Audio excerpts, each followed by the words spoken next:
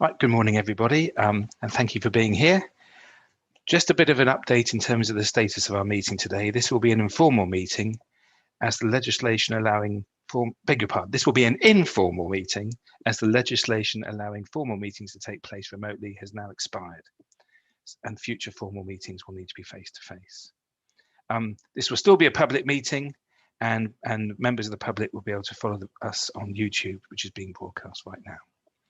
So on an informal meeting today, which means we can't actually approve anything, but hopefully we can have a beneficial discussion for all of us. So thank you for everyone for being here. I think I can see most people on the screen. I don't know if we have any, do we have anybody, any formal apologies or? No formal apologies that I'm aware of, Chair, no. Righty-ho. And can I just check? So I'm not sure if we've seen everybody yet. I'm afraid I'm having to click screens. Is Pete here? Good morning, Pete. I don't think we've got Pete Sloman and David Yoris are not here at the moment anyway. Oh, okay. Well, maybe if we can give them a couple of moments to join, and also welcome Councillor Crosley. Good morning and welcome, and thank you for joining us. Good morning. I'm going to leave my video off because I have limited bandwidth here and it keeps dropping in and out if I have the video on. Certainly, by all means. But what we'll do, if we may, is just do a brief introduction to let you know who we all are, and for that. And welcome you to the meeting. And please, if you have any questions throughout, please participate. It'd be much appreciated. So I don't know if we could maybe the officers kick off and do a brief introduction so you get to know everybody. Tony, would you mind starting and maybe introducing yourself? Hi, Paul. Tony Bartlett. I'm the Head of Business, Finance and Pensions, responsible for the Avon Pension Fund. Claire, would you like to go next? Is that okay? Oh, you may be on. I'm on mute, yes.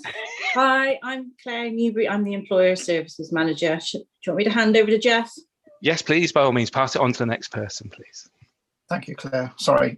Yes. Hi, everybody. Jeff Cleek, Pensions Manager, Avon Pension Fund. I'll pass on to Carolyn. Good morning, Paul. My name's Carolyn Morgan and I'm the Governance and Risk Advisor for the fund. And pass over to Jeff Ring. Morning, everyone. My name is Jeff Ring. I'm Service Director for Commercial and Governance, and I'm representing the Administering Authority. Morning, everyone. I'm Kate Shaw. I'm Technical and Compliance Advisor for Avon Pension Fund. Thank you, Kate. So I think now we might move on to, I think that's all the officers, I believe. So, Mark, you obviously... A quick introduction from me? Yes, please. Yes, that would be great. Thank you. Hi, my name's Paul Crossley. I've been a councillor for Southdown in Bath, with the exception of 3 years since 1988. I was leader of the council for 9 years, and that included a minority government, a three-party coalition, and a Liberal Democrat government. So I've been around for a long time. I'm currently stepping back from frontline and looking for new challenges. So looking very much forward to joining you all on managing and looking after our pensions, which, as I'm now the age of 70, of course, I have a vested interest in. Thank you. So if we could maybe move on to the members of the board. Steve, would you mind saying hello and kicking us off? Hi, Paul. Steve Harman. I'm an employer representative representing Bath and North East Somerset Council. Thank you. Tony, you're next on the screen, if that's okay, please. Hi, yeah, I'm Tony Whitlock. I'm the employer's rep from Bristol City Council. Thank you. David, good morning. It's nice you're here. David, would you mind just briefly saying hello to the new chair of the pension fund? I'm David Yoris, a former employee, pension fund member in Bristol City Council. I work for Bristol City Council. Thank you, David. Helen, I think, would you mind saying? Hello, I'm Helen Ball. I'm also a member rep, and I've been on the committee for just over a year now. Okay. And I think that is everybody. Please apologise. I apologise if I've missed anyone. If not, just me. Sorry, Mark, I do beg your pardon. Thank you. Sorry, I'm I hiding can't in see the corner. So it's okay. Thank you, Mark. Good morning. Okay. Hi. No, morning, everybody. I'm Mark King. I'm member rep for South Gloucestershire Council. Thank you, Mark. Sorry, I'm clicking around trying to make sure I can see everybody. It's tricky stuff for me. And finally, I'm Nick Weaver. I'm the independent chair. Good morning. So thank you. So I don't know if it's just worth, Councillor Crossley, just giving you a brief reminder of why we're here. I think we're here ready to, our role is to provide oversight and scrutiny of the fund. And we particularly focus on the governance and administration aspects of that. And we'll be talking through what's going on today. And again, if you have any questions, then please get involved. I hope everyone does too. So thank you. So moving on, I think that brings us on to, so is that, I think we've got everybody here. Is that right now? Yep. We've got no apologies. Is that correct? Yep. Pete's slow minutes missing. Oh, Pete, beg your pardon. So Pete is the only person not here, right? Thank you. But we'll move on if we may. Are there any declarations of interest? Please speak now. I take that as a no from everybody. Thank you. And there's no particular urgent business. And I'm not aware of any items from the public either.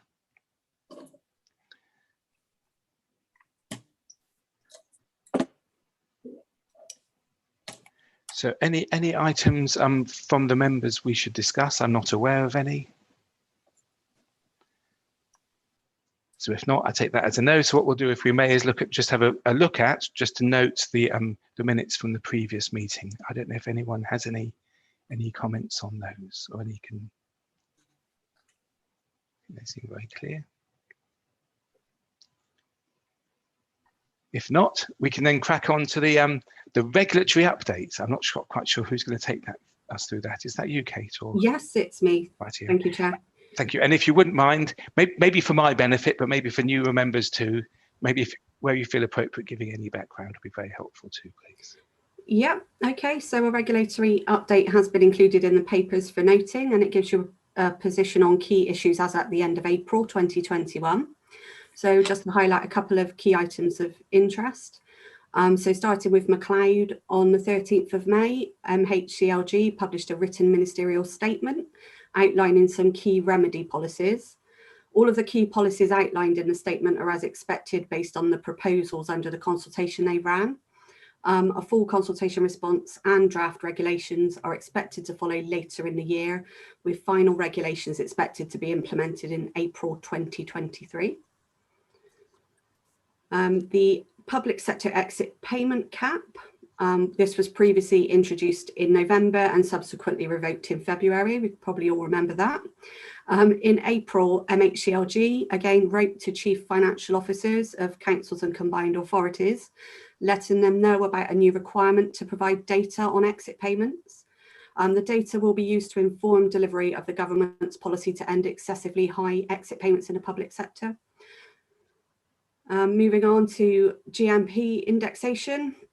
In March, the government published its response to the consultation it ran on indexation of GMPs in public service pension schemes.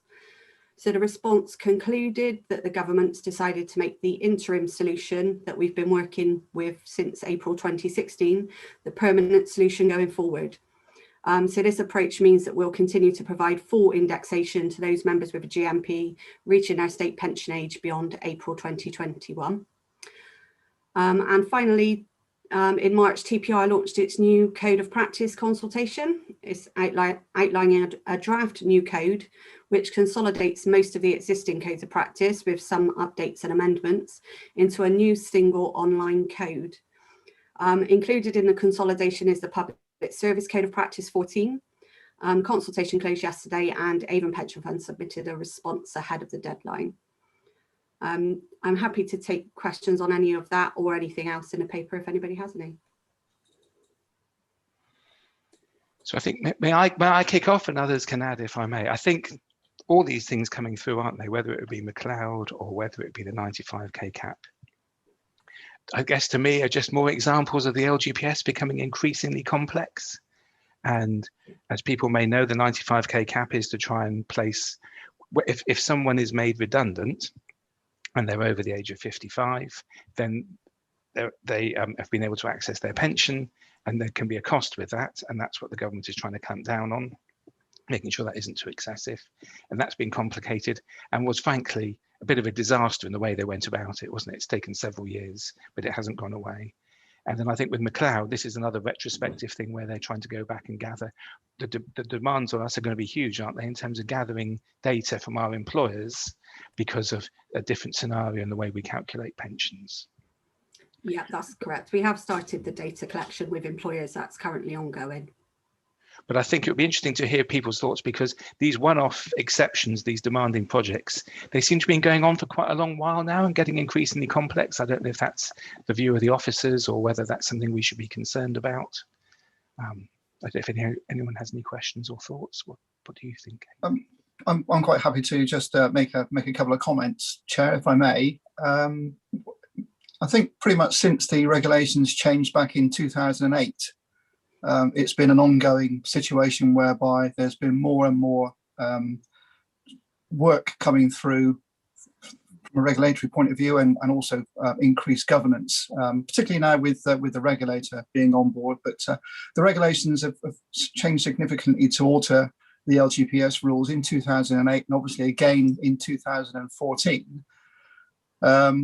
And we've just found really that we've been up against it pretty much since 2008, because quite often regulations are in place, but guidance doesn't come out at the same time, and we often have to find ourselves looking back and playing catch up.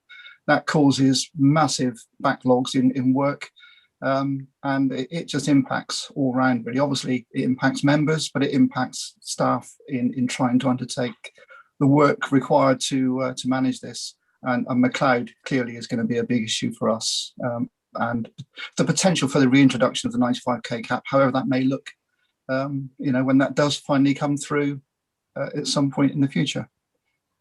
Jeff, would you mind, just in case people aren't aware, would you mind giving a two-line overview of what McLeod is and why it's complicated and why it's demanding for us? I'm not sure two lines will do it really. Well, I don't know. Yeah, I mean, Kate, do you want to do it more eloquently than me? Take on that challenge. But 2 lines is probably a bit of an underestimation. But McLeod is a court case that contested the transitional protections that were put in place in the judges scheme when they changed the public sector schemes back in 2014-15, and it put in place protections for certain members who were within 10 years of their retirement date, and it's since been found that was discriminatory, and so they have to extend those protections to all members who were in the scheme rather than just those that were within 10 years of their retirement date. So that's kind of what we now have to rectify. And in the LGPS, we are slightly different from other public sector schemes because we've always had in place an underpin, which always compared the previous scheme to the current scheme for those within 10 years of retirement and paid the better of. And currently, in most cases, the new scheme is actually better for most members. So we're in a slightly different position than the other public sector schemes, but still, we've still got to carry out the same amount of work just to check members against the criteria. So would I be right in thinking, so normally what we do is we ask employers to give us information each year and we lock down that information and go forward. But now in this case, we're having to go back several years and ask employers for legacy information, which they may or may not have held, to provide us to enable us to do those calculations. Yeah, that's correct. From April 2014, we felt we only needed care pay in order to calculate benefits. Under the old scheme, we actually need hours that people work and a slightly different calculation of pay when they leave. So that's what we're now collecting. Sure. So I guess we'll talk about the consequences of these demands as we move later into the meeting. But it's but has anybody got any questions or any further queries around the implications of this kind of stuff? Sorry, for some reason I can't put my hand up. Oh, sorry, I was looking frantically and I couldn't see physically putting my hand up. Thank you, Mark. Sorry. So the question is, and I think it's probably been answered before, is this a retrospective thing as well? So yeah, so it's not only the people going forward, it's going back the people we've awarded as well. So the workload is is enhanced as a result of that. Yeah. Absolutely, yeah. We have to revisit cases of people who have retired, who have left, to check them against the new criteria, because we've only checked people within 10 years of retirement as was required. So yeah, it will be retrospective back to April 2014. Well, it's even more workload then, isn't it? So God, no, good luck for you. Yeah, Chair, if I could just add, certainly on McLeod, I mean, the issue is one of, I guess, conflicting legislation, really, with conflicting with sort of equalities legislation. The exit cap itself is conflicting, you know, pensions regulations with redundancy regulations as well. And we seem to be coming across this more and more now, I think, where, you know, potential changes to pensions regulations are falling foul of other legislation as well, which is causing a problem. And I think that, you know, the Scheme Advisory Board and MHCLG are sort of well advised to take their time and take proper consultation. And certainly with the exit cap, I mean, that was pretty much rushed through without proper consultation, and actually was brought in advance of consultations actually finishing, and perhaps, you know, a little bit more patience would have not sort of resulted in this situation. I think from the Avon Pension Fund's perspective, I mean, the one thing that we do very well, I think, is keep a very visible eye on all of this stuff which is cropping up, and following it very closely. And we've done that for quite a number of years. So we might not be able to deal with it all as effectively as we want to, but at least we are aware of it. And I think we're in a bit much more of a stronger position than some other funds because of the approach we take. You say, I suppose it's just the demands in terms of the implementation of these things, isn't it? And the lack of clarity sometimes around how these things are going to happen. And we'll talk about the consequences of that later. I'm frantically looking, but I can't see any hands up. If anyone has any further comments or questions. Yeah, could I just ask, when do we think the employers will know the true cost of the McLeod judgment? Is that going to be post 2023 now? I would imagine so, because we're not going to have the final regulations in place. I mean, we'll know more at the end of this year, towards the end of this year, I guess. I know actuaries have already taken into account a certain estimated cost of McLeod, but the actual cost of it, I suppose, we'll know later on. And do all the employers hold those records still? Is that proving a problem as well? Yeah, I mean, it is proven a problem in some cases. We've had employers who have changed payroll systems. In that time, we've had employers who no longer exist. So yeah, there can be problems with that. However, we're expecting the Scheme Advisory Board to provide us with some guidance on how to deal with cases where we can't obtain information from employers. So hopefully that will cover off anything we're unable to obtain. Thanks. Any further questions for Kate? I have one final one for Kate, if I may, and please tell me I'm wrong. Please tell me I'm wrong in that this is not your last meeting. Is that correct? Yeah, so this is my last meeting. Right, unfortunately, I'm leaving Avon Pension Fund next month. So yeah. Well, thank you for everything, and congratulations on your new job. And I think you're going to another fund. Is that right? I am, yeah. I'm going to another fund in London. Right, yeah, no, congratulations. As long as you're not going to a consulting firm, we're delighted, because at least you're in the LGPS, but that's the danger. Thank you very much. And you're moving into a similar technical role, I imagine, are you? That kind of... Sorry, yeah, similar. It's more of a smaller fund, so it covers kind of, they don't have individual technical roles as such. It just a kind of covering of everything.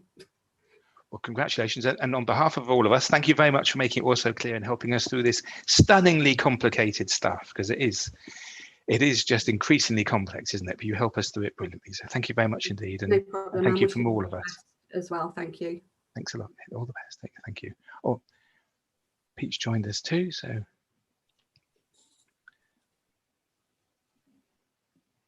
Pete, I think, has just joined us. Good morning, Pete.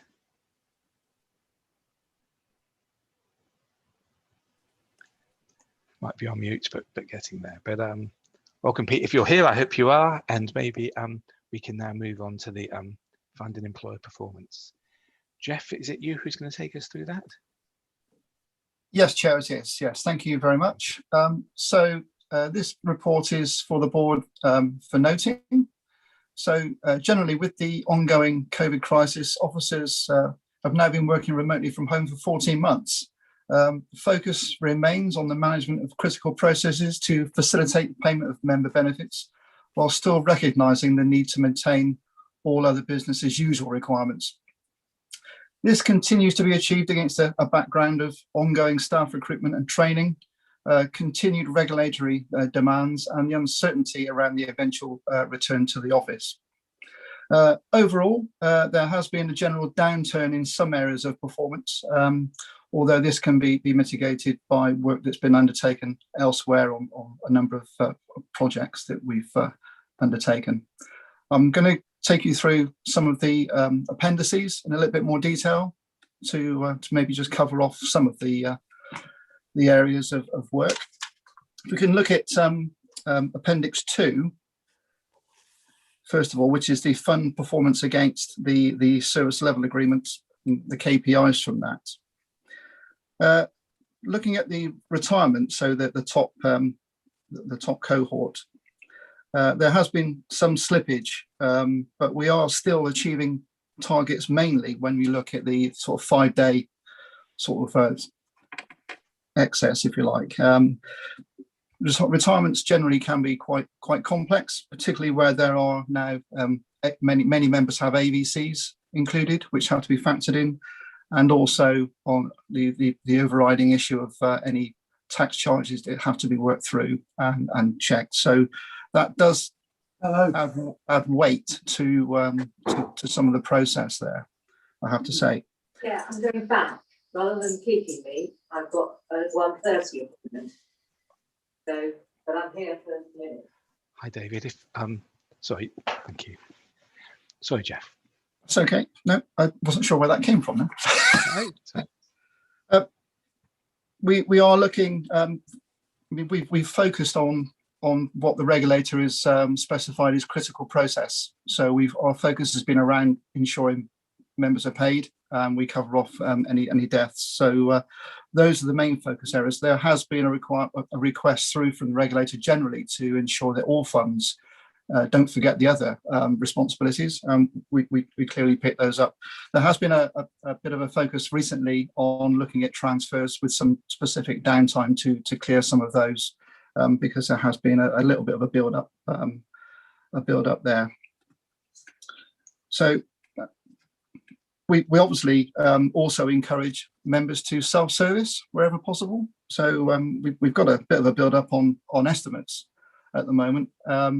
We do, when we communicate, try to ensure that members have the opportunity to self-serve, particularly when looking at forecasts that are quite some way in advance. It's much easier if a member can pick that up themselves. We obviously try to pick up those that are much nearer to retirement when they want maybe a bit more detailed information there. But we are in the process of looking at our comms strategy and really trying to kind of push member self-service through a little bit more than we have previously, because take up, although reasonably good, could be better. I think we've got about 30% member self-service take up across all cohorts, but our active member take up is probably only around about 20%. So that is less than we'd like, and I think we kind of need to really drive that through, and that will drive down some of those estimates for members. Likewise with employers as well. We obviously need a system that supports employers in processing estimates for members when they want to see information such as the cost to the employer to let someone go. So sorry, Jeff, just before moving on that, if you wouldn't mind, if I could see if my understanding is correct so people are aware of it. So if we had this online facility, it would mean that someone who's, let's say, in their early 50s who was thinking of retiring in 4 or 5 years' time could log on and see what those numbers look like. What would I get at age 60 or 62 or whatever, rather than actually contacting you and asking you to compute all that. And then likewise, the employers, if they were thinking of doing a redundancy exercise, they could go on and determine the benefits to the member and the strain costs, these costs which would, the cost of that person leaving if they're over 55.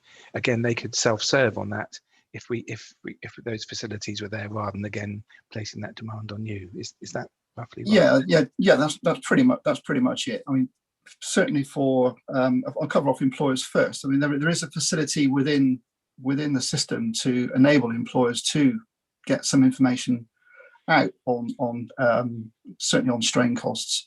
Unfortunately, it's not been very much developed since we kind of purchased it, if you like, in 2011, and there have been some problems with it, with maintaining it, particularly when the system is kind of upgraded, if you like, the whole software package is upgraded. That add-on has proved problematic in the past, and I think that's caused some kind of resistance for employers to use. It's not necessarily very user-friendly now, and what we've found is that self-service element for employers is kind of become less, and it's put more pressure on the member services team to provide that information as a workaround, if you like. But the risk would be if there's now suddenly across the employers a wave of restructures or redundancies or whatever, that's going to put additional demands on you rather than possibly self-serve. Yes. Sorry. Yeah. Thank you. Yeah.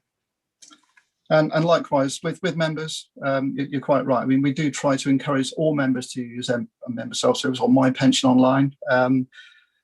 Particularly if they're outside of the 12 months before retirement. I mean, that's where really people just want a ballpark figure, which is going to be fairly close to what they're expecting, and then they can play around in that and look at different dates and maybe also look at the available options for commuting pension for lump sum. So it's much more flexible for members. Within the 12-month period, people tend to want a little bit more information, particularly if they have an ABC perhaps that they want incorporated within the estimate, which the online service won't provide. Okay, but generally speaking, there has been a slight downturn, although within 5 days of target, we're kind of still there. But looking at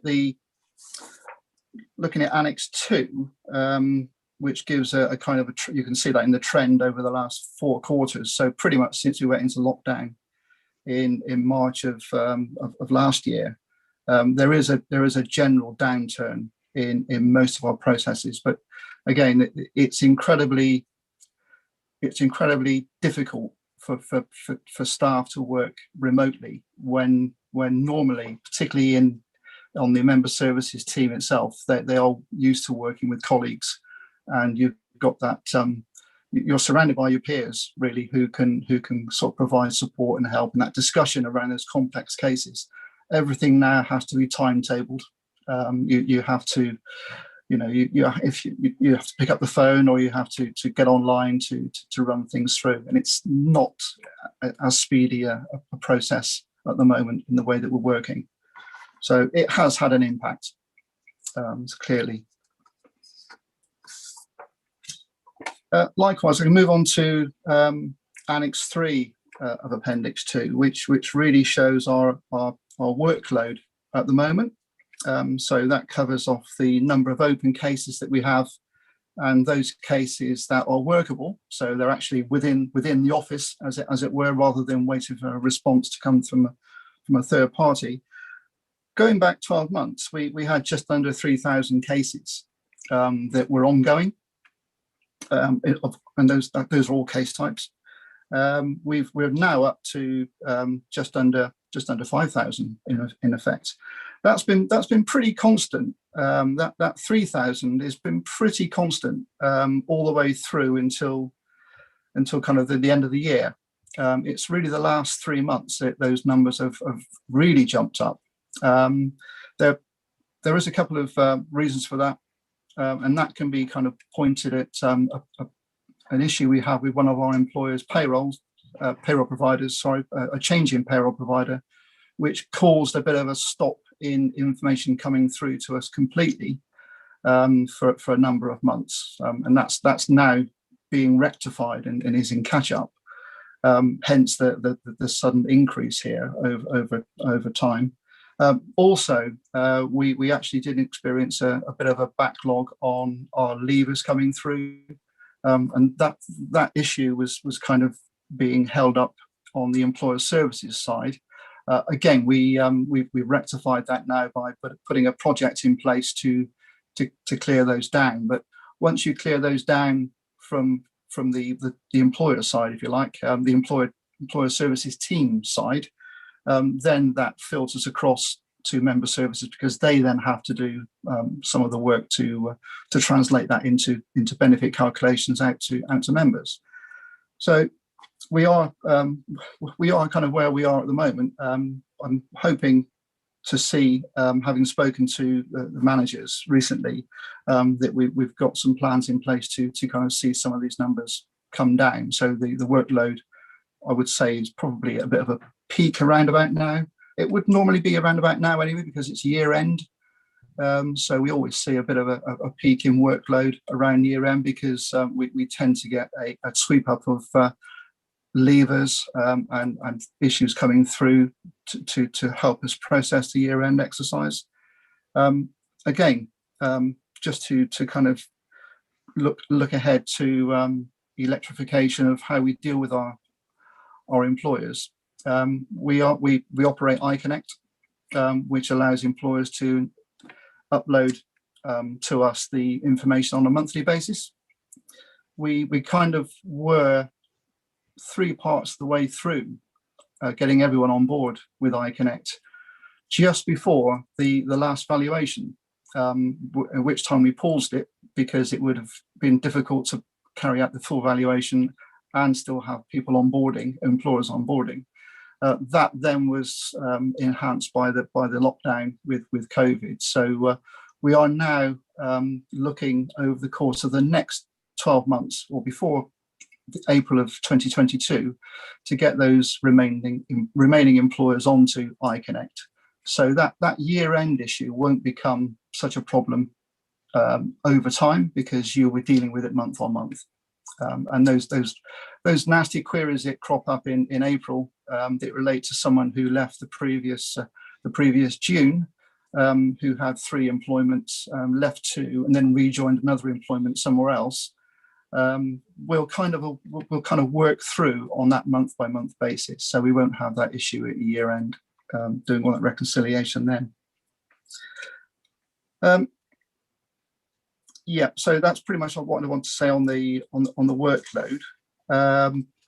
Moving on to the Appendix 2A, I've actually had a look at this a little earlier, and I've which does actually outline our performance against the legal statutory deadlines, and I think there may be some issue in the way this has been run. So I'm not going to cover that off now, but because I do feel that some of the figures are slightly skewed, particularly the top one, which is retirements from active, where the percentages is actually lower, measuring against the statutory legal deadline, than it is against our own SLA, which is inside of that. So apologies for that, but I will get that looked at. And then moving on to Appendix 3, which is our employers' performance. There generally is no issue with our employers. Certainly during the last 14 months, we've had a close relationship with our top 34 employers, which pretty much cover 80+% of the whole fund, to ensure that there are no significant issues in them supplying us with monthly returns, contribution payments, and there are no sort of resource or staffing issues that we need to be aware of. We do have regular performance review meetings with employers, where we pick up any issues that might be coming through or might be becoming noticed with some of the data. At the moment, we are only reporting here on retirement information coming through, so it doesn't report on general iConnect data. Neither does it report on anything else that we might get through from the employer outside of retirement. So at the moment, those reports actually will be coming through. I think Claire at the moment is just finishing or coming to the end of some development of reports on iConnect. So we're hoping that they can be incorporated probably from the next quarter. That's the intention. But where we have figures here from the employers, no significant issue. If there are, we do have an employer services team who are in constant sort of contact with those employers if there are any kind of issues of failure. But where some of the percentages look a bit low, it can be attributed to the fact that that employer may not actually be processing many cases. And if it does get any of those cases wrong, it does reflect marginally against them, if you like. If you look at Bath Spa Uni, they had 4 retirement cases in the last processing quarter, 2 of which they had an error on. So, you know, it doesn't reflect well, but that's because of the comparable numbers. Jeff, sorry, could I on that very point? Sorry, Steve. Hello, Steve. I think that's a really good point, actually, and I don't want to create more work for you because I was querying some of those figures. You look at something like South Gloucestershire Council down at 52%, etc. Would it be beneficial in the future to have the percentage and the actual number there as well? Because that would give far more context. Because at the moment, those figures do look extremely small. I don't want to create more work, but it would stop some questions being asked if you could put the number of cases as well as the percentage. I don't know whether that's possible or not. Well, I think the cases are in the Annex 2 below. The cases are actually there, Steve, below the graph. Yeah. So if you look, right, my apologies. Then I was just looking at the top table. Yeah. But it could be. That's a good point, though, Steve. We could actually incorporate that as a longer table and include the cases there. Yeah. That's fine. Thank you. Yeah, that's okay. So then Appendix 4 really just covers off the work that we do to data cleanse our data.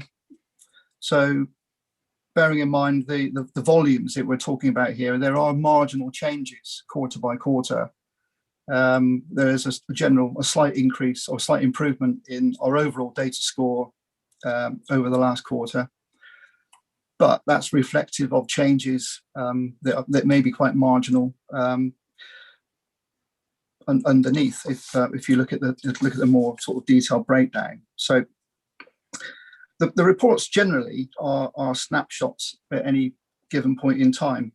We had the discussion at the last pension board for maybe displaying more of a timeline so that it will be easier to see trend. We are in the process of developing some reports that will be sort of better show that the overall performance of the fund, whether it is improving in certain areas or is in need of improvement in certain areas. And that will be particularly useful when we transfer some of the reports across to Modern Gov, where they'll be available for the pension board and pension committee to kind of view on an ongoing basis at any time. I'm happy to take any questions on that. I haven't covered off the late payers, but there were a small amount of late payers, and one particular fund who was becoming a concern is now actually left the fund altogether, and it's been any arrears have been paid up to the guarantor, so that's all been sorted. Have to take questions. Sorry. Questions for Jeff? I'm afraid, Jeff, I've got a couple, but shall I kick off and then other people can join in if I may? I suppose, sorry, the first thing, I think you mentioned on the disclosure regs table that there may be an error in the numbers with regards to retirement. So maybe if we could possibly, as you say, you're going to look into it, maybe if that could come back, then we can be assured that, you know, that 67% shouldn't cause any alarm, if you see what I mean, because as you say, it was a lower percentage and actually the KPI, which was within that time scale, but if that could be done, please, that'd be a big help. I think you mentioned an employer had changed payroll provider, which was a contributory factor to what was a large increase in the backlog of cases. I guess it's gone up, it's around 60% above the normal now. how has that, obviously the employers have a responsibility to give us the information. They may choose to change payroll provider, but that doesn't absolve them of their responsibility. How has that gone, do you think? Are they taking ownership for that? Have they realised the seriousness of making sure they have a payroll provider who gives us what we need so they can fulfil their role? Do you want me to come in on that, Jeff? Well, I'm quite happy for Claire to cover that off. Thank you. Sorry, Claire. It was our largest employer, which is why it caused such an issue.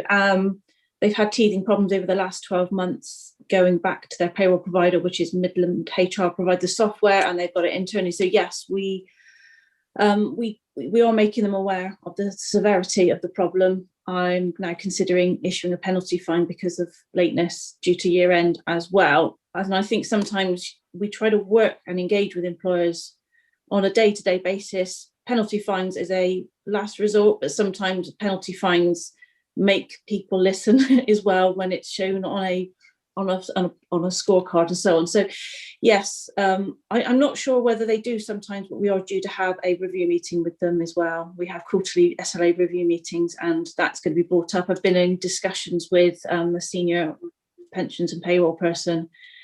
So yeah, they are taking it seriously, but sometimes some of these things become out of their hands. So we need to make them aware of the relationship and the service arrangement that they have and any contracts that they have with external parties and how they affect what we're trying to do. So it's quite hard because we're trying to manage that times 450 now with the amount of employers that we do have. So yes, but the main four, our main unitaries, we are working a lot closer with them now, certainly with their iConnect. Sure. So I suppose my question would be, and you can tell me we're failing you, is are you getting enough backup from us or from the committee or from anyone else to actually help them understand that they have this responsibility and you don't want to go there in terms of? Definitely. I mean, it comes down to the employer. You see changes within the employer themselves. Certain employers have a bit of a change around every now and again.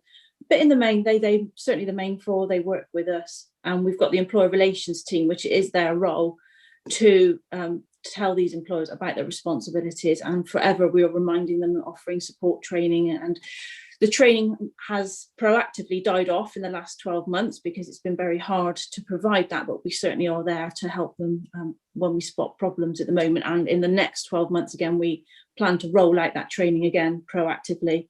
We've now allocated employer relations officers to particular employers, so there'll be that ownership of managing a relationship with an employer rather than it being anybody's responsibility. They all have individual responsibilities for unitaries and all their employers. What I would sort of just, if we can just come in on the back of what Claire's said there is, we have actually received the information we need now from that particular employer. It came in yesterday, but that does put ourselves under our own staff under an immense amount of pressure now to ensure that's loaded and we can get any inquiries back to the employer for rectification, which will then in time to allow us to run the annual benefit statement process for our members. So we've got a statutory legal responsibility to issue those by the 31st of August. So that has caused an issue, and so clearly we will be looking at penalty charges there. What we haven't got is any kind of legal clout. I think the pensions regulator doesn't go as far as to put any kind of emphasis on the employer. It's all aimed at the fund under the Code of Practice. So the pensions, we can cite the pensions regulator to the employer that we have to fulfil those requirements, but the buck stops with the fund, and that's it really. The regulator doesn't go any further than that. So that's an issue we've had for some years. So. I think Chair, if I could just, I think it's a very good example of the complicated relationship that the fund has with the employers with the payroll providers, and I think we've got something like 30 different payroll providers across the fund, if not probably more. And Jeff's absolutely spot on, really. The regulation needs to regulate the system. And actually what it does, it just regulates the collector of the data ultimately, which is the fund, really. So, you know, it does need a bit of an overhaul. There are some gaps in the regulation, which actually, if they were fixed, could actually help us quite a bit. And I think particularly as well with the new national dashboard, you know, still being discussed and actively pursued by the government, unless this issue is fixed, you know, collectively across all the parties who have to provide and manage this data, then actually the government's going to have quite a few gaps in sort of achieving its dashboard aspirations, full stop, let alone the LGPS issues which currently exist.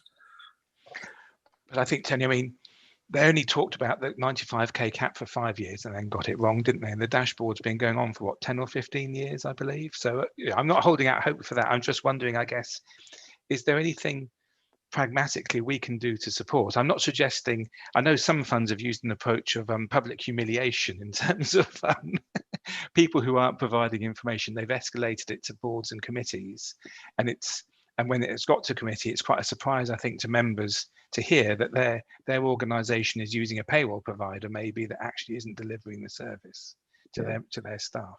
I don't know if there's anything more we can do in terms of escalation. I think certainly when it comes to escalation, you know, we do take a, you know, almost like a 3 strikes approach before we sort of consider issuing the fines, and we do raise it with the sort of directors of finance there as well. So beyond the sort of HR stroke payroll managers responsible, and we do raise it as well with the representative members on the committee as well. You know, so we do try and accelerate this to get resolution as much as possible. But I do think as well, you know, an implementation of a new payroll system is a huge challenge, and things will go wrong, and we do have to accept that sometimes, you know, we will have some problems. What we need is assurance that actually those problems are resolved and resolved on an ongoing basis, and that's going to be the nature of discussions that Claire and Jeff will be having with the employer going forward, to make sure that they actually have resolved them satisfactorily. Thank you. So any questions at all for Claire and Jeff in terms of? Could I maybe? Oh, beg your pardon. Sorry, Mark. You were beaten to it by Helen, but I saw your hand come up. Helen, sorry, and I'll come to Mark. Beg your pardon. Okay, I attended a conference recently online, and one of the contributors was, admittedly, it was a smaller fund, but they were promoting the revolutionary fact that they had built up a new team as an employer link and as a way of managing the fund much better. And I think it's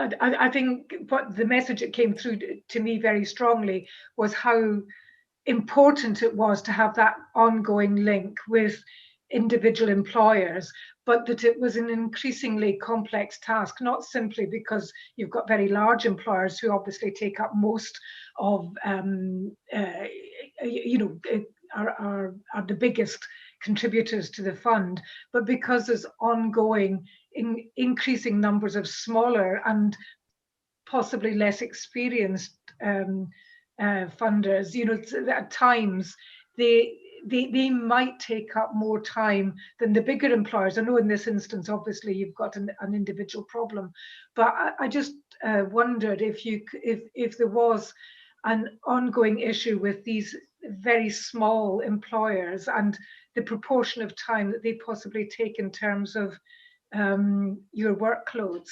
Thank you.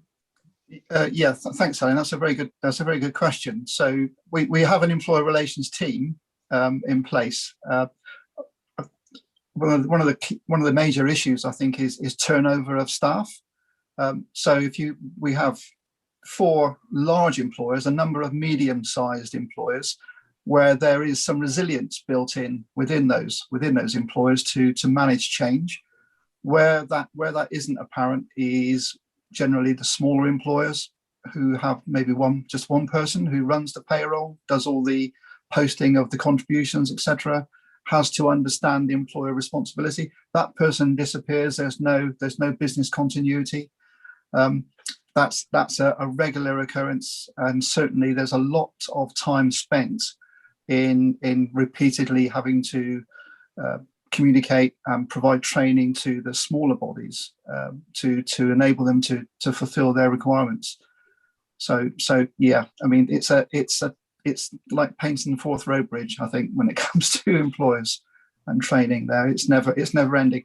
And clearly also the larger employers have changes of staff, and they require training for their HR officers as they come into the organisation. So there's a whole raft of different training needs that we're responsible for providing to our employers.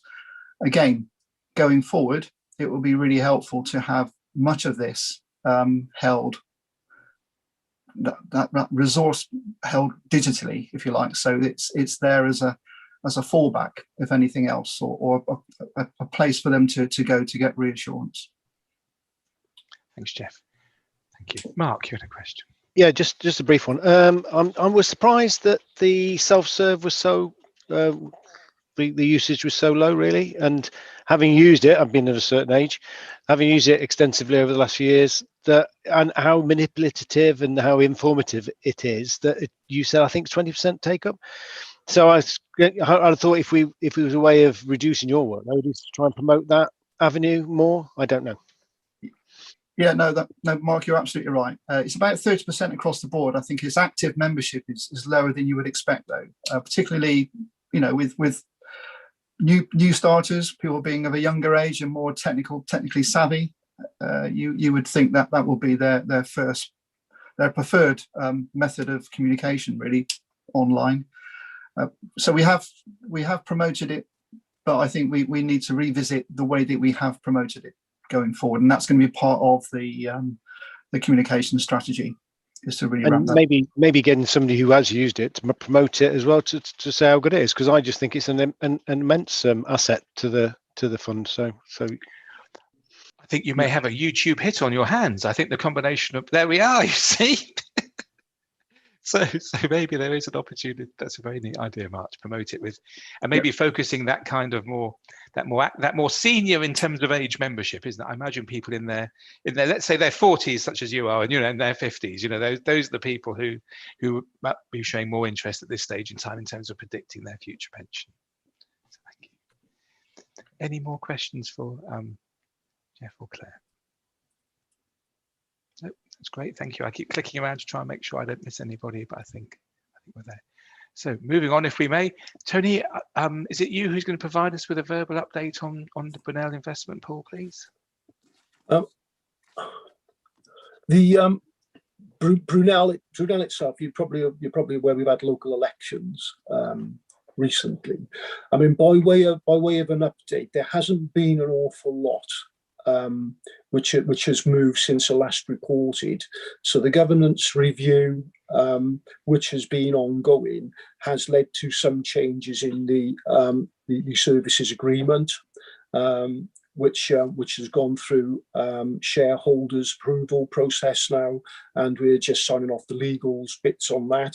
There will be some further governance work to be done on specific issues which were raised by one or two fund employers, and that is scheduled, I think, to come back to the Oversight Board in September.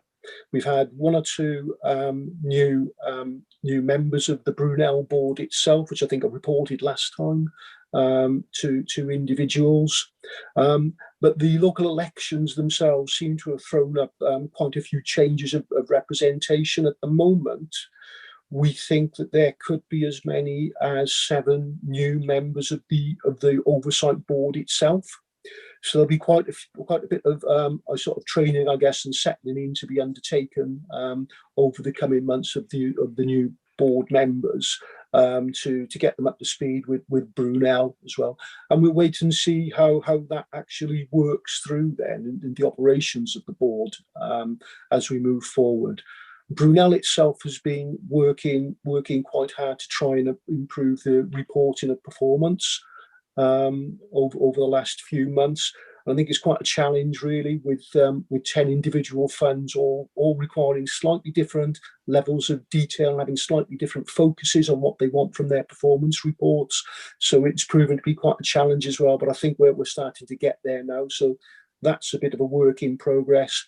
And the transition itself of assets is making good progress. Avon, I think, has virtually completed its transition of assets. We're still waiting now to sort of for drawdowns of some of our infrastructure assets and illiquids as well as we build up those portfolios.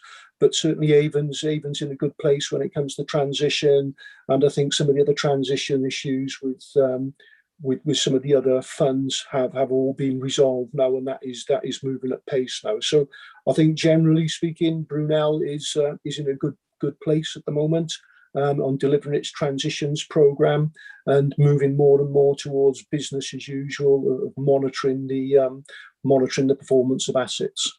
Thank you. Any Brunel related questions for Tony, please? Or any thoughts or comments? Oh, okie dokie. Thank you, Tony. So am I right in thinking, will you be introducing the update on the service plan and the transformation proposals? I think Jeff is going to do that. He's volunteered for that yesterday. Okay. Thank you. Okay, Jeff, over to you, if we may, please. Thank you, Chair. Okay, so this is the service plan and transformation, and the report is for noting. So the service plan was approved by the Pensions Committee at its March meeting. This year's plan provides a fairly comprehensive picture of the future activities of the fund over the next few years, and I'll focus today mainly on those areas of interest to the Pensions Board. So during the past year, there have been a number of achievements despite the challenges that we've faced with COVID. We've progressed on a number of projects, including, as was mentioned earlier, the considerable work that was undertaken at pace on the now revoked exit cap, although some timescales have been reassessed and put on hold. And there is an Appendix 2C on page 89 there, which outlines those projects that have been put on pause for the time being. Progress has been made in line with the previous service plan to fulfil the number of admin vacancies and undertake staff training. That's been no mean feat to actually undertake that during a period of working remotely. And this has been a very testing time and has impacted managers and staff in many ways. And of course, we know that has been the same for everybody. We are still, however, moving forward, which is good news.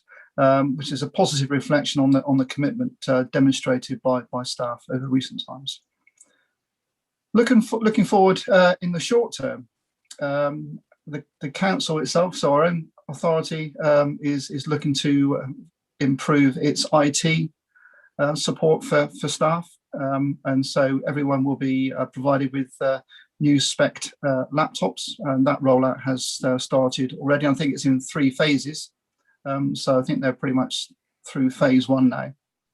And that includes the launch of Microsoft Teams, which will actually enable communication offline, or remote communication to work much better than it does at the moment, because we seem to have a bit of everything at the moment. But also the council itself is undertaking a wholesale review of office usage, which will change the way that we come together to work going forward in the future.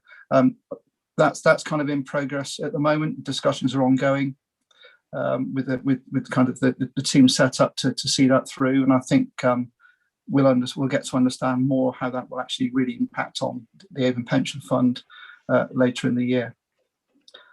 There's also in the very short term prep for the interim valuation, which is due to be undertaken in sort of around now and get off to our actuary, and that's in preparation for the full-blown valuation in 2022.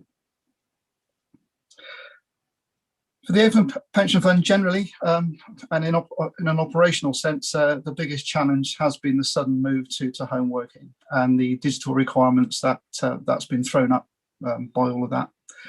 As such, we will be undertaking a comprehensive digital review to better support our day-to-day business operations going forward. That includes our staff, training, support and development of our staff, improving communications for our employers, and also the accessibility of the information for all of our stakeholders. Much of this will provide the basis for the revised pensions admin strategy, which we intend to present to the Pensions Committee at the end of this year. To start with, there will be some inward focus for the fund to strengthen some of the management, in particular to lead on the transformation work, and also in identifying and separating out some of the project work to give our own business some real focus and impetus going forward.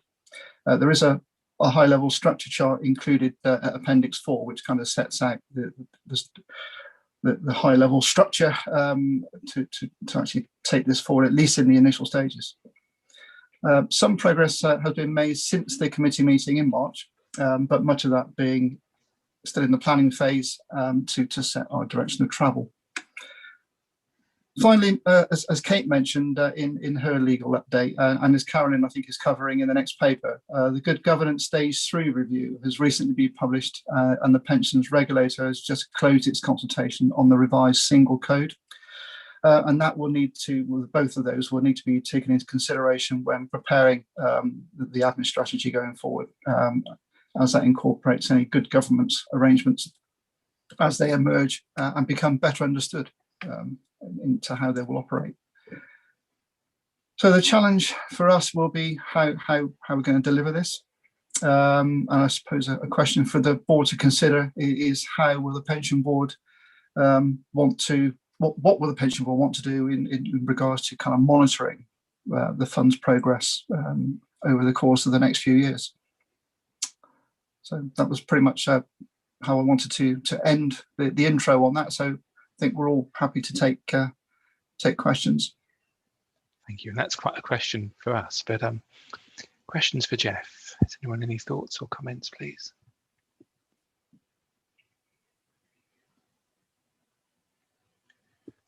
Either you're looking very serious, Jeff, or everyone has frozen, one or the other. But I think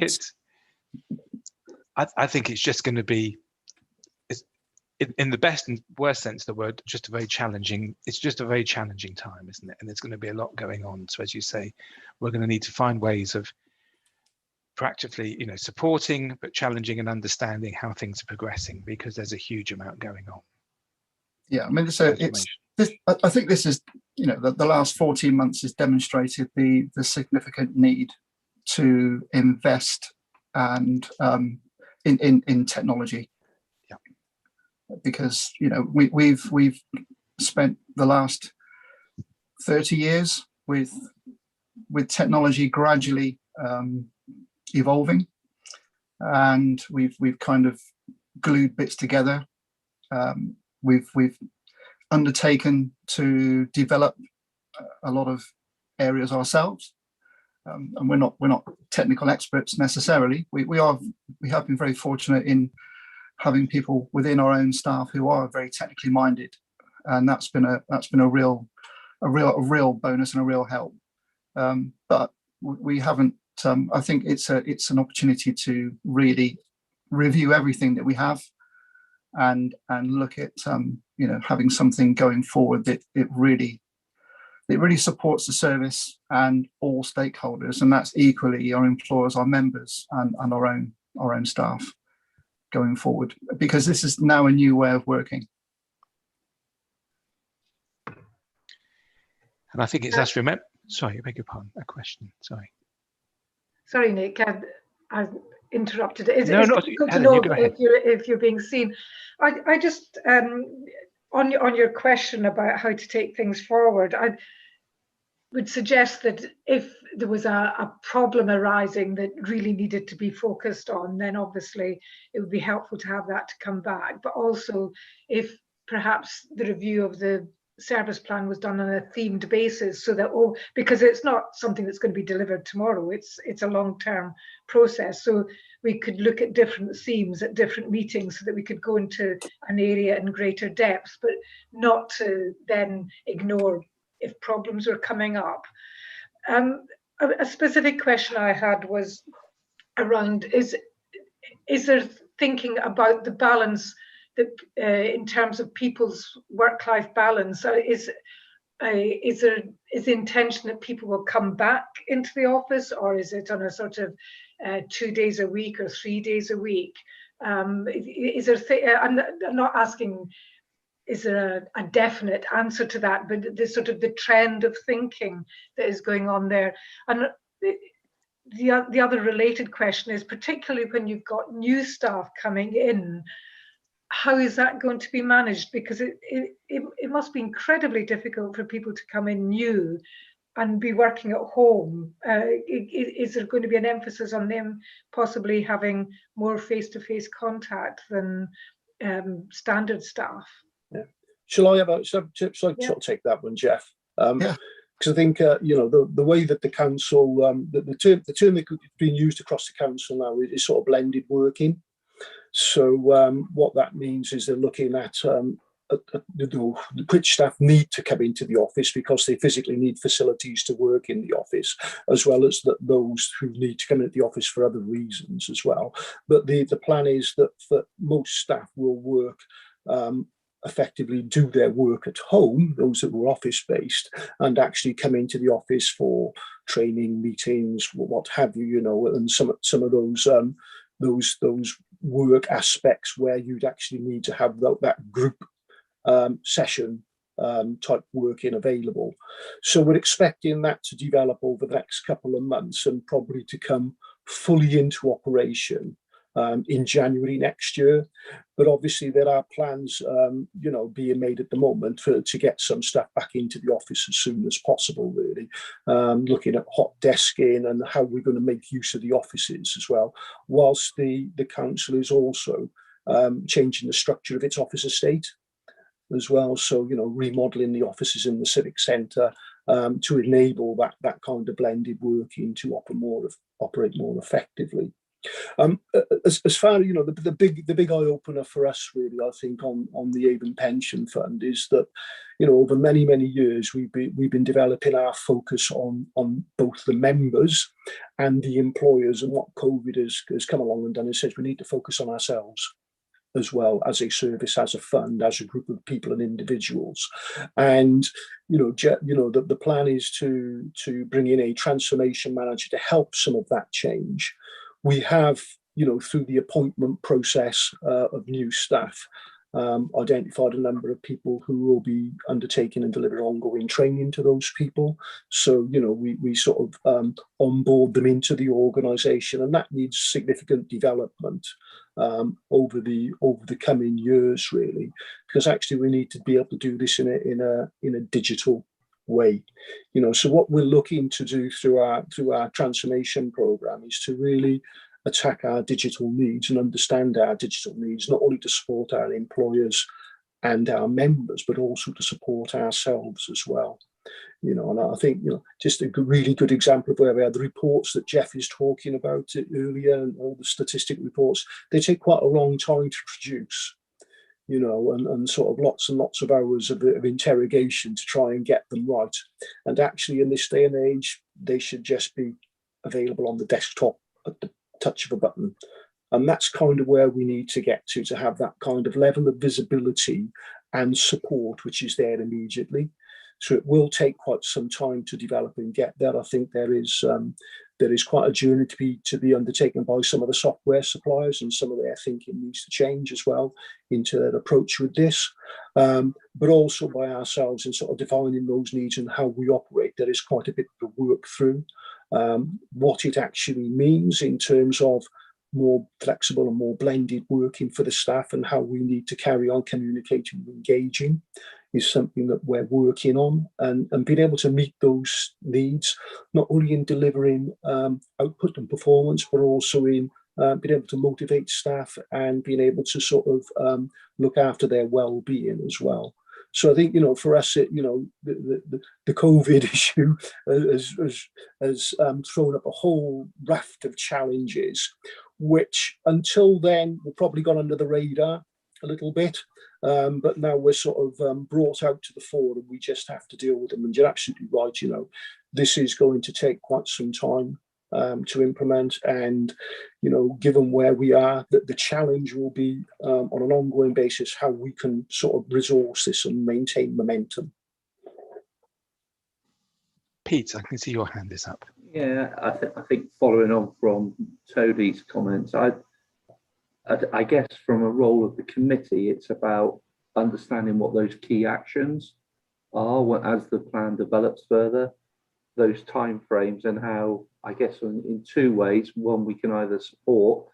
Secondly, I guess to a degree, from a critical friend point of view, hold to account a little bit. But I think that's how we might be able to keep it live as we develop over what is going to be quite a long period of time, I guess, because it is so important. It is such a change. It's absolutely key. I agree completely that we need to support all the staff involved. So I think just trying to have that summary action plan type arrangement with timeframes in would be really useful, so that we can see progress and support wherever. Certainly. Thank you. Do you want to answer? Yeah. I was going to say, sorry, Jeff. I mean, Appendix 3 sort of gives us an high-level roadmap for some of our existing projects and how we're going to sort of change and move forward with the admin strategy and the digital transformation as well. And you know, that's a work in progress, which we will be working on and developing. The digital transformation bit, we've already started some of the engagement with had a previous workshop with the board already.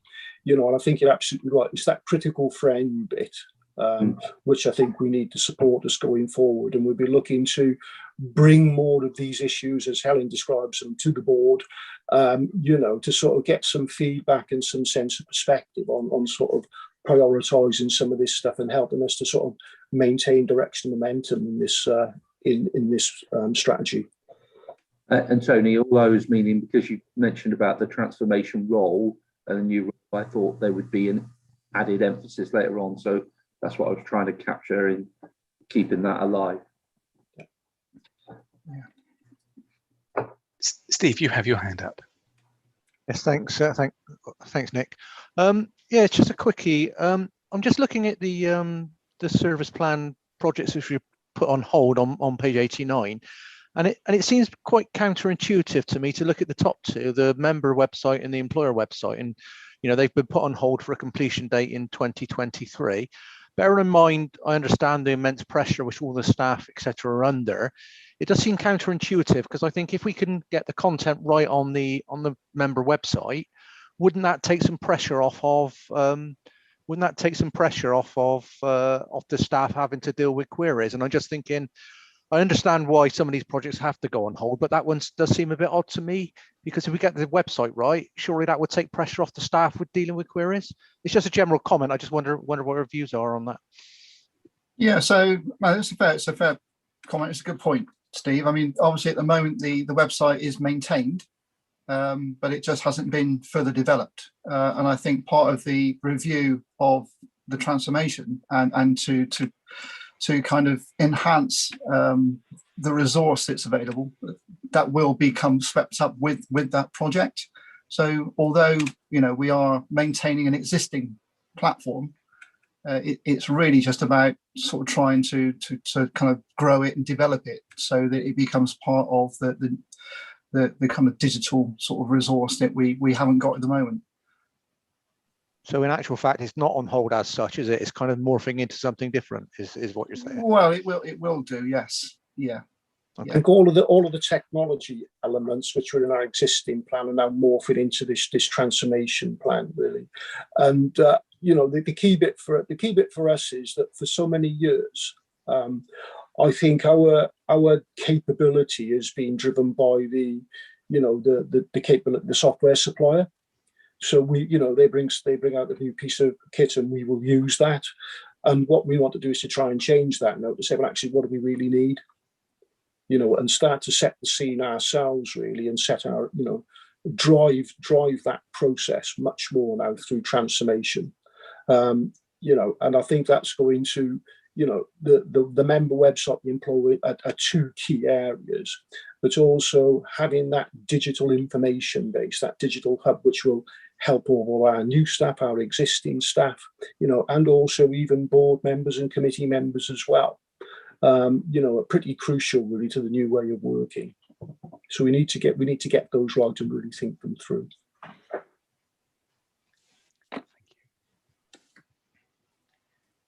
Thank you. Any further questions? Could I just ask, was the recruitment to the vacant role successful? Because we've talked about recruitment and the difficulties of recruiting before. Just the transformation role. Yeah. Yeah. So that hasn't been put out there yet. Oh, right. Okay. But it will be soon. Fingers crossed. And more generally, Jeff, is recruitment going well? I see the lines have merged a little bit in terms of the charts, but yeah. So I mean, going back to the previous paper, really, but we had a 3-phased approach on recruitment for the vacant posts that we had. We are now in the final phase of that, so that probably will come to a natural conclusion during the course of the summer. So that's not really too far behind where we'd hoped it would kind of finish. But the actual recruitment process itself does invariably cause gaps to appear elsewhere, and you know, we also have a kind of other posts to recruit into also. So it's an ongoing situation, and you know, we've certainly, I think we've still got 7 posts to recruit into at the moment. We started off with 11. But we are kind of in the final phase of that original process now. Is it going well? Just in terms of recruitment, though, we have recruited quite strongly, I think, really, both from internally and externally. You know, so we're not suffering some of the problems we have done in the past with actually looking for suitable candidates. We don't seem to be short of candidates at the moment in the posts that we're currently advertising, which is a good thing really for the fund, and it's not a place that we're used to being in, to be honest. No. So it's been quite successful. The first, you know, that round of sort of wrapping up recruitment will finish in the summer, and then we'll start to focus, you know, as Jeff has said, on the transformation recruitment element then going forward, with obviously that key transformation post still going through the evaluation process, but being out there shortly, and hopefully giving us that some of that impetus to take things forward then.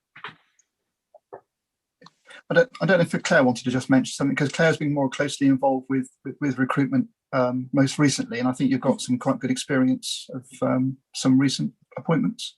Yeah, I mean, in the last year, we've taken on, I'm just trying to work out actually 5 people, all remotely. So they have been interviewed and inducted virtually, and there's still 2 people I don't think they've ever been met face to face, but it's gone really well because we've got our training officers now that are dealing with their day-to-day induction and basic training before they're handed over to their team leaders for the more day-to-day business as usual training. We've had some really good appointments in the last month. We took 2 people in March. They're coming in from private sectors, where private sector are making people redundant. We seem to be gaining and benefiting from those types of experience coming in. People that probably are, not really can't say it, but it's people that are more qualified than for the jobs that they are going for. So we have been really lucky in taking these people on. It's just retaining them now. It's that retention and continuous improvement and development of those people. But yeah, really impressed with the level of recruitment that we have done.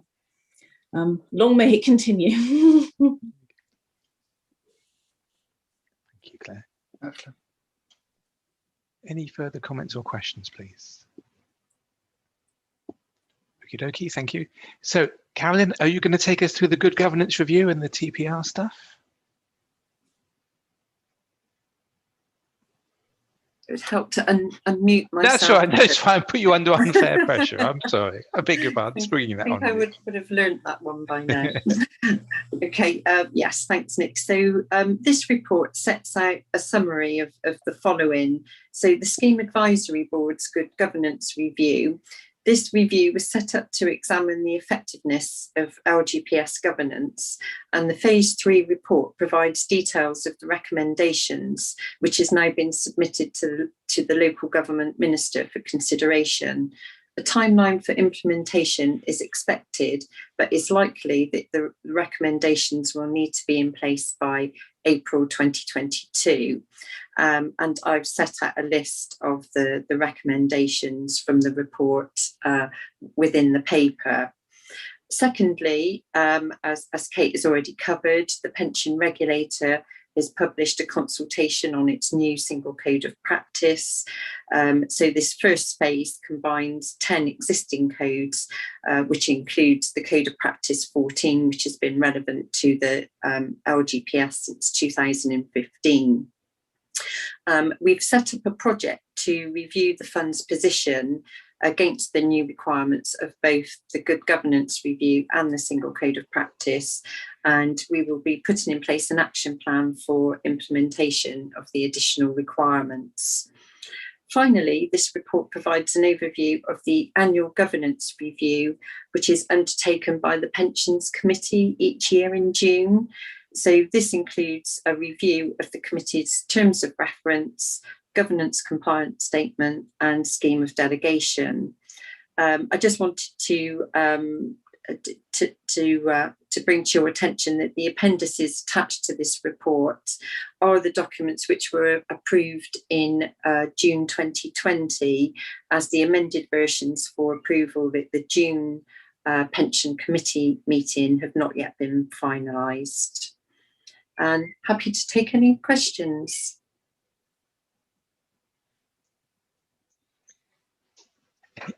Any questions for Carolyn? Any thoughts or concerns around the good governance stuff? I think the thing that stands out for me, frankly, is there's lots of focus on training and supporting committees and boards, which is great, and making sure the Section 151 officer is fully informed too, and that's great. I think I do worry about it, and we've touched a little bit on it, that there's not actually enough focus on training and development for the actual staff who do the real work. I think it is a concern for me at a national level.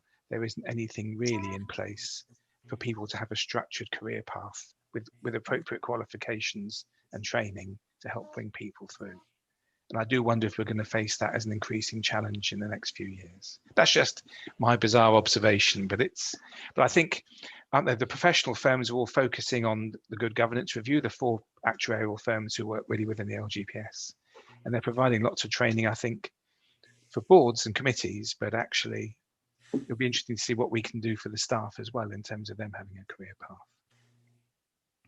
I may be completely wrong, and please comment and say.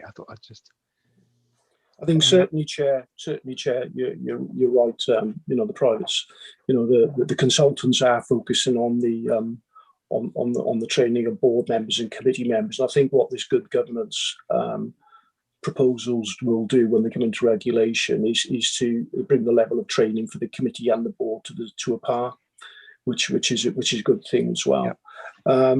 Actually, on as far as training is concerned, we've always been quite strong on training and supporting training for our members of staff. It's lapsed a little bit during COVID for obvious reasons, but I think we're at the stage where we've got I think it's about 8 to 10 people now lined up to do sort of professional training, administration training on pensions now, and that's been a key piece of our employment requirement for staff for a number of years now, and so we'll continue to push that and make sure that we do train our staff up insofar as we can, in professional capacity, and hope then that we can retain them, because that's always the challenge then. Yeah. Thank you. Jeff, Mr. Ring, did you have your hand up? Yeah, I just wanted to emphasise to the board that this would be the first time that the board's actually seen the governance compliance statement, which is Appendix 4. And if you just think about the terms of reference of the board and its responsibilities, I think it's important to kind of reflect on what you as board members think your role should be in relation to this statement. So currently that statement's prepared, the review's carried out, and it's reported direct to the Pensions Committee, quite rightly. But in terms of, looking at, a summary review of kind of compliance against key governance administration of the scheme, which is obviously central to the board's terms of reference, I think it'd be helpful sort of moving forward if you thought sort of 12 months away about how the board could involve itself in this and could effectively recommend and sign off the statement and recommend it onto the Pensions Committee for approval, so that it kind of effectively reduces the effort that the Pensions Committee need to put into this, and the board can carry out that role much more effectively. So it's here for information today to show you the scope of what that statement covers, what the review covers. But really, it's also, I think, for consideration as to whether you want to be more actively involved in this. Otherwise, it will just appear here for information, and you'll probably just nod your heads. But I do think it's important that you kind of get a good understanding of how the governance sort of knits together. You can see all the delegations and the authorities there, and the statement helps to provide a public-facing document which summarizes everything. So really, it's for information, but also for your consideration today in terms of moving forward. I'd appreciate people's thoughts. I know I found certainly when we had a workshop on the investment strategy statement, I found that very helpful. The officers took us through it, we understood it, we could then take an independent view and come to a conclusion. Would it be useful to take a similar approach to this, possibly? Maybe have a dedicated workshop on it to see if we can. The only thing I would say on that, Nick, is as part of the good governance review, there's going to be an enhanced governance compliance statement. So it will be the same as this for next year, but from the year after, it will be the enhanced version. So I wonder whether that would be better use of the board's time to start looking at the enhanced version, which brings in the all the various requirements of the good governance review. So to be looking to become compliant according to the requirements of the good governance review, rather than the existing one, possibly. So that sounds very neat. If other people, Mark, I can see your hand. Thank you. Sorry, I think it would be a good way of us leading into that. So have a workshop so we can inform it. So one, we will be better informed, but also then it's a formal way of signing off that document, and I think that would be a good way of doing that personally. If others agree, yep. I think I can see a nod from Tony. Thank you, and Steve too. I need to click around the camera to see what Helen thinks. And others, yep, I've got the nod. And Pete's camera isn't on the road, but I think that's a consensus. So if that's okay, does that make sense, Carolyn and Jeff? If we look to set up a workshop around this stuff, and then. Absolutely. And then you'll help us get up to speed to understand it properly, rather than, as you say, the risk is we just nod our heads and don't really, don't fully understand the consequences and the implications. So if that would be okay, we can put it on our work plan. Yeah, no problem. Yeah, I'll make sure that's added. And thank you, Jeffrey, too, for helping us through that. Anything further? Nothing exciting on the TPR stuff. Any questions? No, but again, that will take its course. I think it is just the endless demands, isn't it? It's just constant now, and I think we just have to accept these things are going to constantly happen.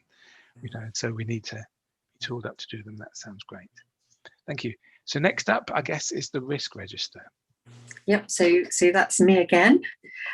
So this is the usual risk management report, but I just wanted to highlight that the fund carried out an annual review of the risk register as at the 31st of March 2021.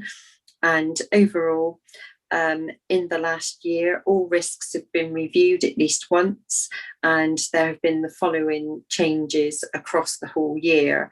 So over that period, there was one new risk added to the risk register, and that was concerning COVID and the sustainability of remote working arrangements. Over the whole year, 10 risks increased, some of which were also affected by the uncertainty caused by the pandemic, such as investment returns, the financial stability of employers, and the service we were able to deliver to members. Over the year, 4 risks decreased, and I would say here that the risks haven't gone away, but we believe that the mitigating actions that we've taken have slightly reduced the risk. One example of this is we have slightly reduced our climate change risk, and although that clearly remains a high risk, we believe that the measures we've taken in our investment strategy have slightly reduced that risk. I've highlighted in the report some further detail about increased risks and the mitigating actions, which have resulted in some risk decreasing. The full risk register and the dashboard, which are the usual cuts, can be found in Appendix A and B. And again, happy to take any questions. Any questions for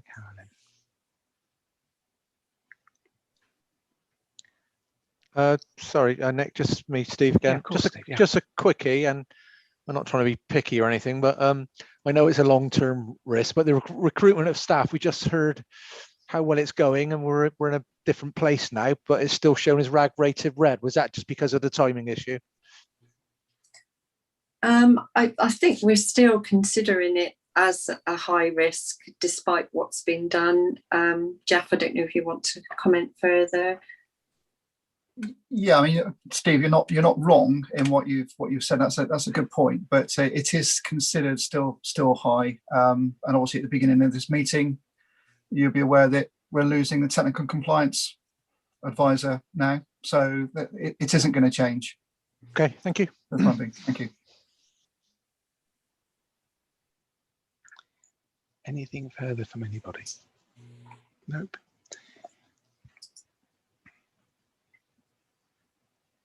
Okie dokie. And sorry, Helen, I think you might have to leave shortly, so I'm sorry, I'm not going faster, but it's so so that I think it's our final item. Work plan and training plan. Yep. So that one's back to me again. Yep.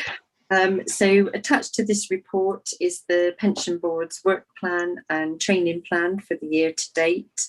So following participation in the National Knowledge Assessment conducted by Hymans Robertson last year, a training plan has now been put together based on the recommendations of the assessment, which covers the requirements of the SIPFA knowledge and skills framework.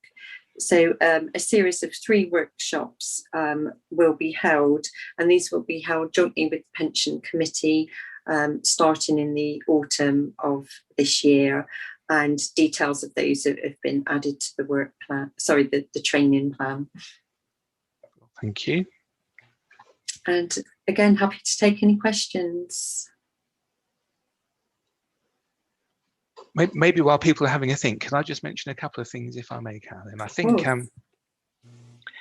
you've given me you gave me a very polite reminder that I needed to complete the TPR toolkit, as I think we all need to do. So if board members could please do that, that would be great.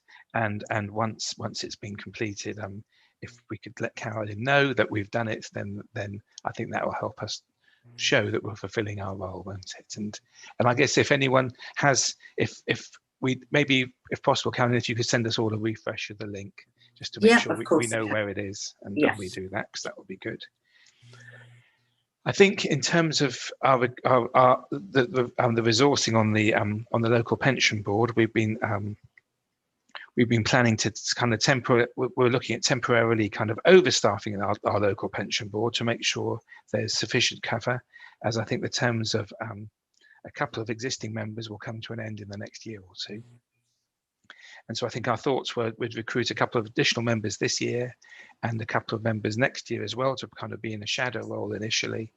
And the aim was to get the adverts. I think we're going to aim to get the advert for the member rep out fairly soon. Is that right?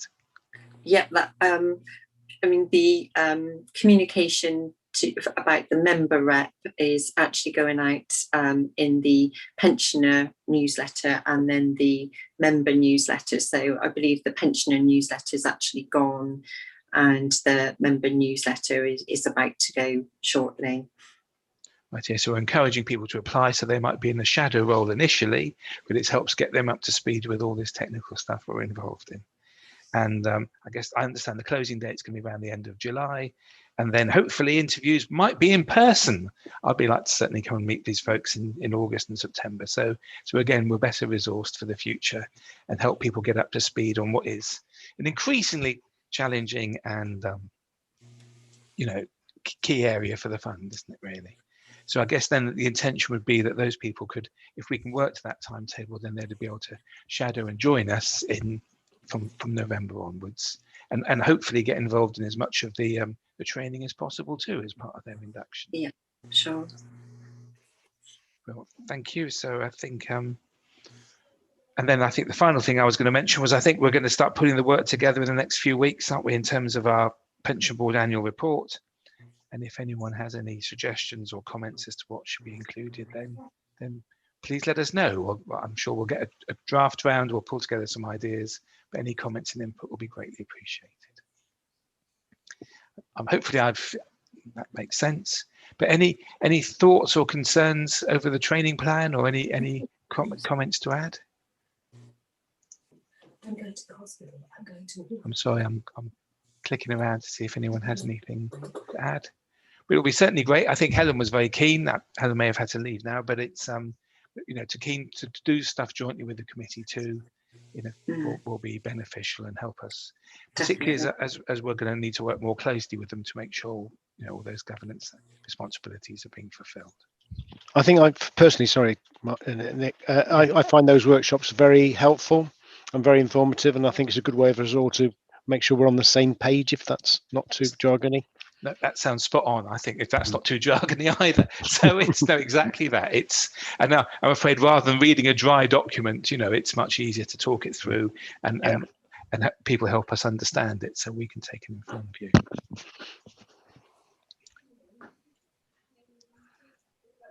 Any comments or questions? David, yeah, hi. I looked at the training stuff's really comprehensive, but there's so much of it. The CIFA stuff's really helpful, but there's a lot to plough through, isn't there? And I for one, have been not so active in getting onto courses whilst I've been online, and that's stupid, really, because it's actually easier to do than not. So I personally intend to rectify that. There is a lot of good stuff in the papers that we've got here, which really helps. If we don't know the answer to it, then we ought to be flagging out to ourselves at least that we've got a gap in our knowledge somewhere. No, thank you. I think that'll be great. And it is. I think it's no reflection on the individuals. It's just the increasing demands of this. Frankly, I think overly complex pension scheme. But it's what we have to live with, and it's what we need to make sure we understand so we can fulfil our role. But it's quite But thank you, Carolyn, especially for putting together such a neat plan. That'll be really beneficial, I'm sure, for all of us. Any further comments or questions? I have a quick flick around to see if I can see anyone.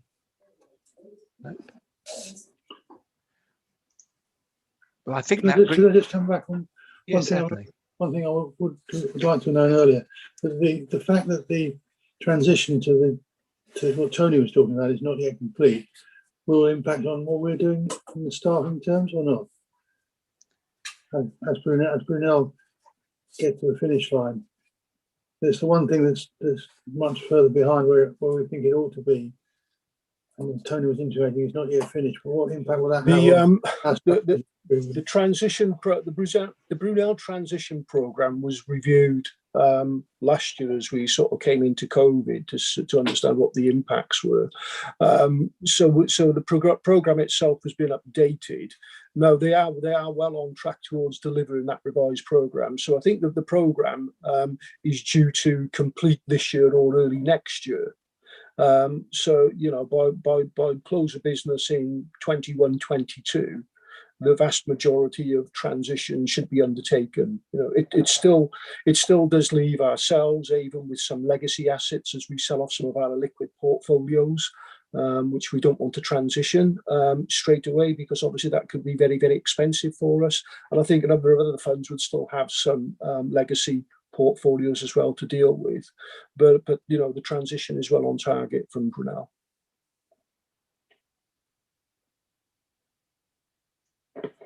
Thank you, Tony.